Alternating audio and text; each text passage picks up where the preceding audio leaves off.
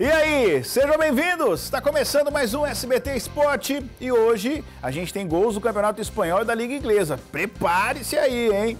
Temos também os desdobramentos do caso do José Carlos Pérez, o presidente do Santos, e os números sobre como é que se foi aprovado ou não.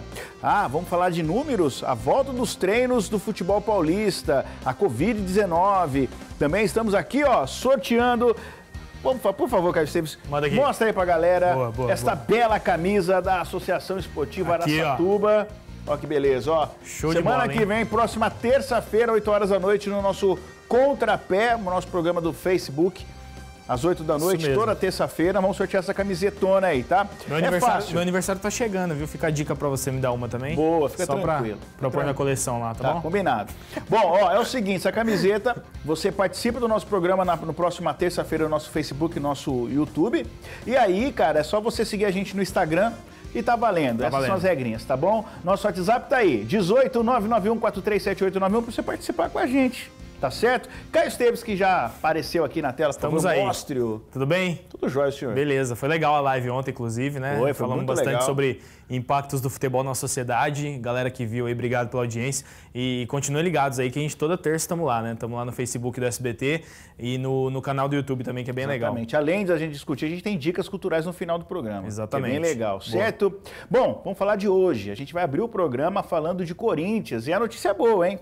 O Timão emprestou o Gustavo para Inter de Porto Alegre até o final do ano, mas o jogador despertou interesse do Jeonbuk Motors da Coreia do Sul. E o Timão emitiu uma nota oficial dizendo ter aceitado a proposta e liberando o Gustavo para fazer os exames médicos no clube sul-coreano. O Corinthians vai ficar com 13 milhões e meio de reais, que correspondem aí a 30% dos direitos econômicos do atleta. O Inter de Porto Alegre não se opôs ao negócio e vai manter os 15% dos direitos que foram comprados na ocasião do empréstimo. Vai com Deus, como já dizia a cantora. Acho que o Gustavo ele teve 6 meses ali muito bons no Corinthians, principalmente no Paulistão, né? Que ele foi artilheiro com a camisa do Corinthians. Depois aí houve um declínio. Ele teve a lesão também, uma lesão séria no joelho, que acabou dificultando bastante o retorno dele. E aí ele não conseguiu mostrar o mesmo futebol. Ele era aquele cara referência em fazer gol de cabeça, muito forte no jogo aéreo. Depois não conseguiu mostrar isso. E aí jogou um pouquinho no Inter, também não convenceu tanto. E agora vai para a Coreia do Sul, para o futebol com mercado alternativo, mas mais para fazer independência financeira mesmo, né, Mário? Nada muito significativo dentro do esporte. Acho que jogar no Japão, jogar na Coreia não te rende possibilidade de convocação para a seleção brasileira, por exemplo. Então ele vai mais pela independência financeira e acho que é um bom negócio para todo mundo, né? É a famosa mais uma gotinha no oceano. Isso. Para o Corinthians é bom, 13 milhões, acho que do jeito que a coisa tá, dinheiro interessante que entra, exatamente. Para o Corinthians acertar, o Corinthians está com problemas sérios nas contas, então acho que é bom para todo mundo esse negócio aí. Teve até churrascada ontem por causa desses 3 milhões e meio no Corinthians. Duvido não. Bom, como nós dissemos ontem, as contas de 2019 do Santos foram votadas pelo Conselho. José Carlos Pérez apresentou a defesa, mas, como já disse Caio Esteves há 2 semanas aqui, não convenceu e foi tudo reprovado.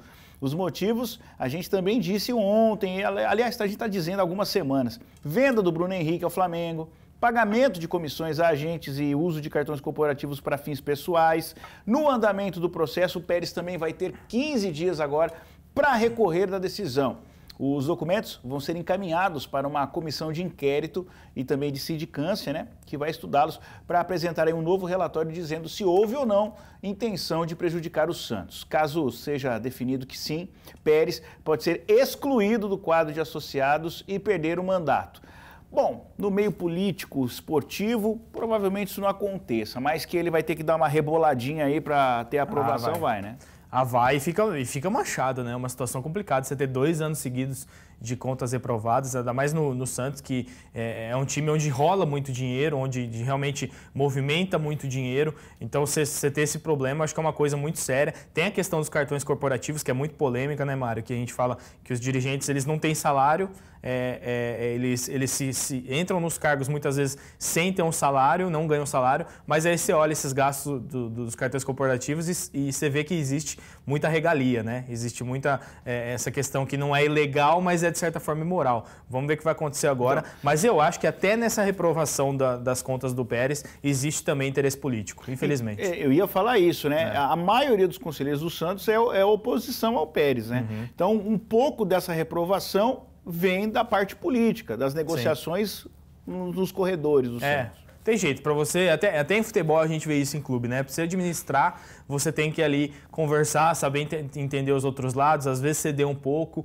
Aparentemente no Santos não acontece isso, a gente vê problemas políticos quase recorrentes e o futebol muitas vezes sendo prejudicado por esse momento político. Eu acho que esse é o problema maior. Você pode ter ali as suas divergências políticas, tem sempre os grupos que são oposição, nunca discordam, mas você trazer isso refletindo no futebol é complicado e isso aconteceu no Santos no ano passado, né? E fica aqui o registro que o Caio é a mãe de nada deste programa, que já há 2 semanas está falando que vai ser reprovado. A gente tava falando. Depois pode pôr os atabaques aí, porque o homem acertou. Bom, vamos falar agora de um caso de amor e ódio na torcida do Palmeiras. O centroavante Daverson. Meu Deus, ele foi devolvido pelo Getafe, lá da Espanha, e voltou para o Brasil, mas ganhou 30 dias de férias do Verdão. O clube espanhol alegou que gostaria de ficar com o atleta, né? O jogador foi bem lá, mas por conta da crise provocada pela pandemia, não teve como. O jogador de 29 anos, já 29 anos, né? Por enquanto, não faz parte dos planos do Vanderlei Luxemburgo e ganhou férias de 30 dias, já que não teve descanso por estar atuando na Europa. O que chama atenção é que o Palmeiras só tem o Luiz Adriano na posição de centroavante. O Daverson já marcou aí 21 gols em 69 jogos pelo Palmeiras. E aí, vale a oportunidade de ficar no Palmeiras? O Pofechô deve deixar o Daverson lá?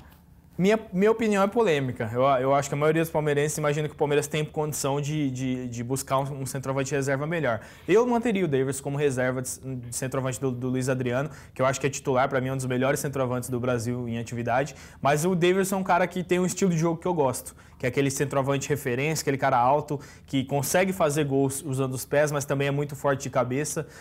Eu acho que para o Palmeiras talvez agregaria alguma coisa. Ainda mais nesse momento, né, Mário? Que você tem um jogador ali de graça, que ele não é um jogador ruim, ele é disciplinado, o Daverson é disciplinado, todo mundo sabe, mas não é um jogador tecnicamente ruim, e aí você não precisa ir ao mercado para comprar, para colocar dinheiro no investimento numa coisa que você já tem em casa. Eu manteria o Daverson esse ano. Caio Esteves, eu respeito muito sua opinião, mas discordo 100% dela. Eu imaginei. Eu acho que o Daverson não tem capacidade nenhuma de ser jogador do quilate do Palmeiras, não tem perfil.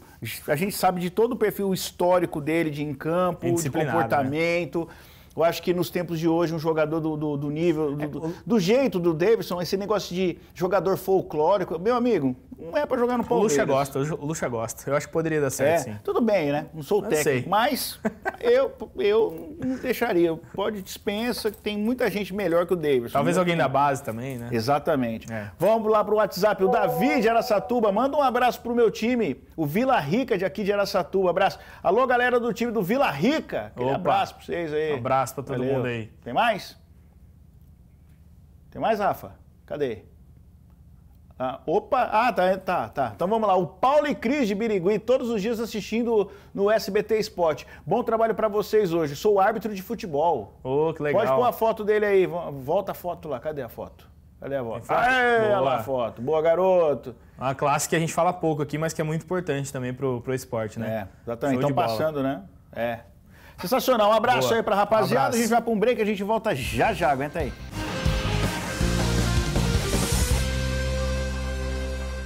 Voltamos! Bom, galera, hoje os clubes paulistas retornaram aos treinamentos depois de 107 dias de paralisação por conta da pandemia provocada pela Covid-19. Foi feito um levantamento e o UOL divulgou aí números interessantes sobre o momento de paralisação em que a gente faz pensar algumas coisas. Presta atenção. Os times, eles testaram mais de 1.200 pessoas e gastaram juntos, os 4 grandes, perto de R$720 mil com exames. Até o momento, 18 atletas foram afastados para evitar a transmissão aos companheiros. Outros 40 jogadores tiveram contato com o novo coronavírus, mas já estão recuperados e liberados. Entre os funcionários e integrantes da comissão técnica, 22 pessoas foram isoladas por causa da Covid-19. e outros 42 tiveram a doença no passado. No total, 121 profissionais contraíram o vírus e ainda que não tenham tido sintomas.